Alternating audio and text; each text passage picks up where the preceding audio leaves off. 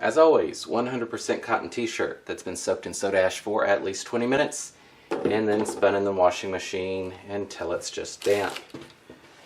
Alright, so actually I need to do that again. I had it all laid out. I need to find the center line because this is going to be symmetric across left and right.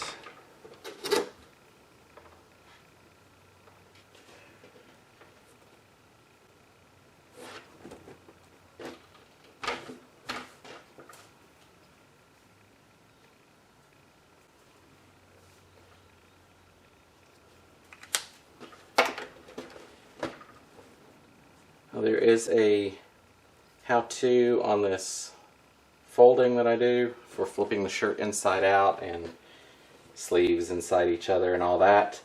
So there is a link in the description that goes to that, and I'm just going to speed through the rest of this.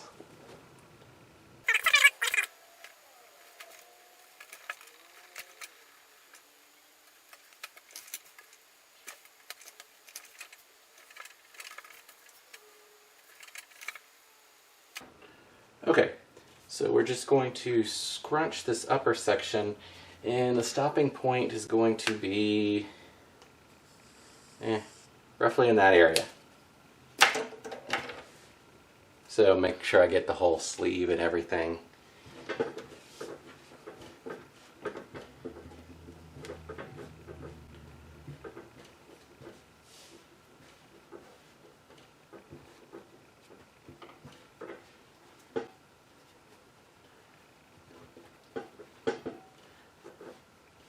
This is going to be a tight scrunch, but it's only going to be held in place with rubber bands.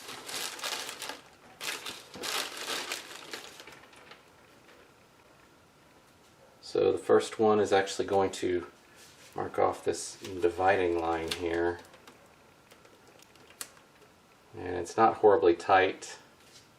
So you can see there's very little pull. I might tighten it a little bit later. More concerned, these need to be pretty tight and not that brain looking, so I'm kind of sticking my finger in those sections to make sure it goes down. And it's not the typical brain looking accordion scrunch, but a little more depth than that.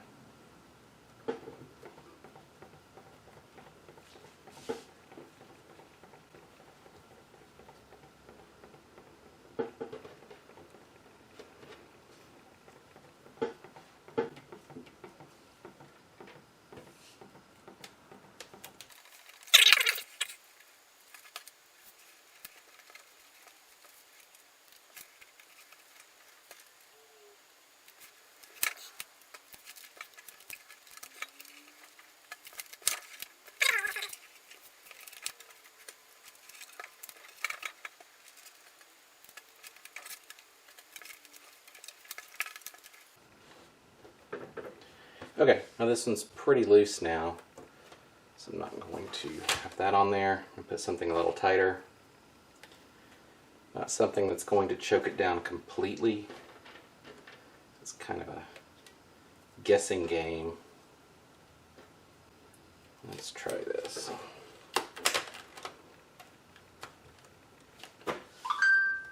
There we go. And I'm not using sinew on this because I want to keep it pretty loose.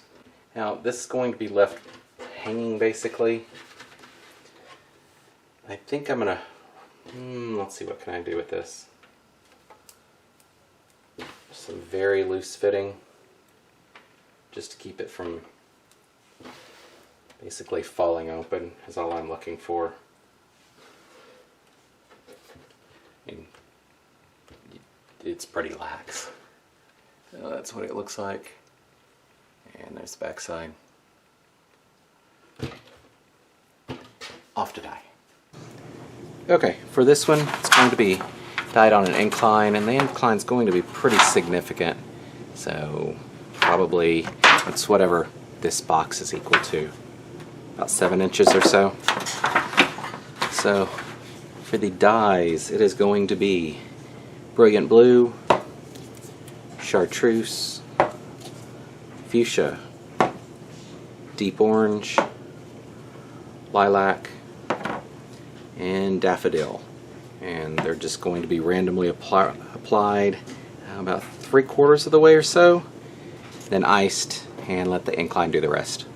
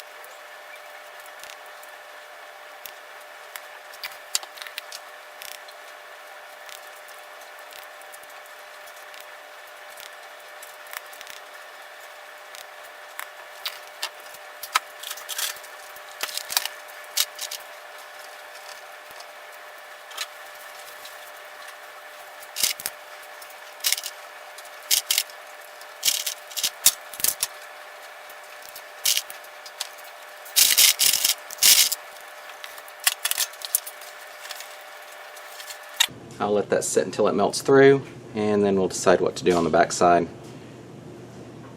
This has been kind of bundled on itself a couple of times, and that's to make sure it fits in the pan. Should be above any dye that seeps in down there, so we'll see what happens. Alright, so this is melted all the way through. Flipping this one isn't going to be fun, but let's see what we can do here. I think if I take this off, and then carefully just flip this, I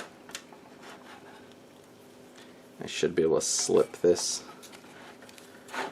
back on.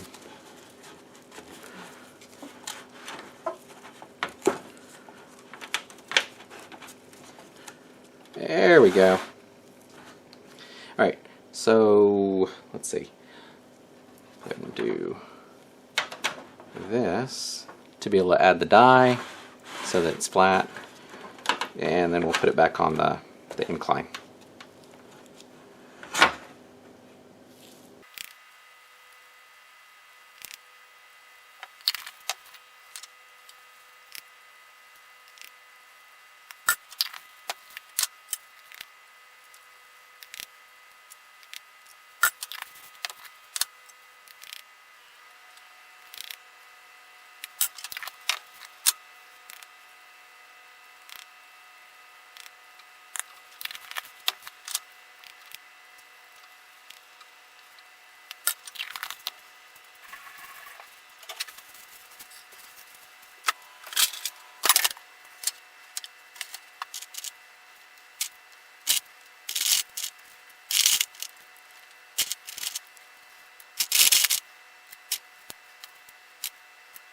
We'll let that sit until it melts through, and then wait another 12 hours or so after that. Alright, it's been over 24 hours. Let's start this washout.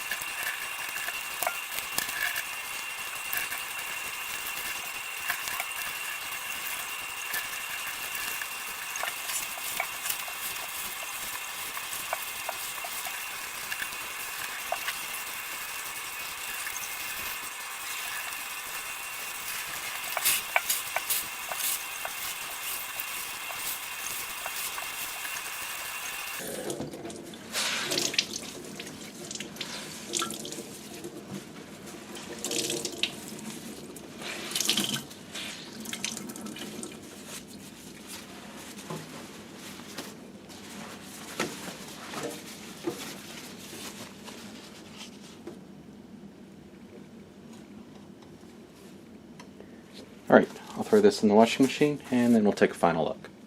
I'm really not sure what happened here. I was expecting much brighter colors in the results. and it's more of a faded or muted or pastel kind of look to it. I was expecting that down in the lower section, and that's what that part looks like. That's expected. This just doesn't have the saturation I would have thought. I didn't do anything different. Here's the back, and then the bottom part of the back. So I'm not sure exactly what's going on there. It's regular ice. Everything had soda ash in it. Or the shirt had soda ash in it. I don't know. See, these came out correct. That's correct. Stuff on the sleeve is mostly correct.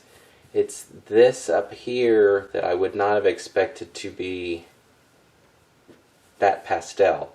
I mean, you have this bright saturation right here, then it literally goes to a pastel and then comes back into a more of a saturated on the sides. Sometimes things just kind of happen. I'll probably be doing more of these, not necessarily on videos, but at least to sell.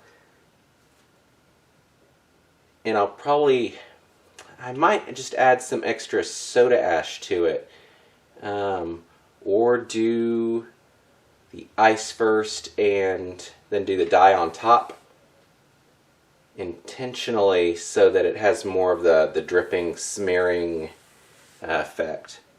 That might work. I might do a video on that one just to show the difference between the two. So what are your thoughts on this one? The combination of both the saturation and the pastel kind of look. You think that works on some of these designs? Let me know.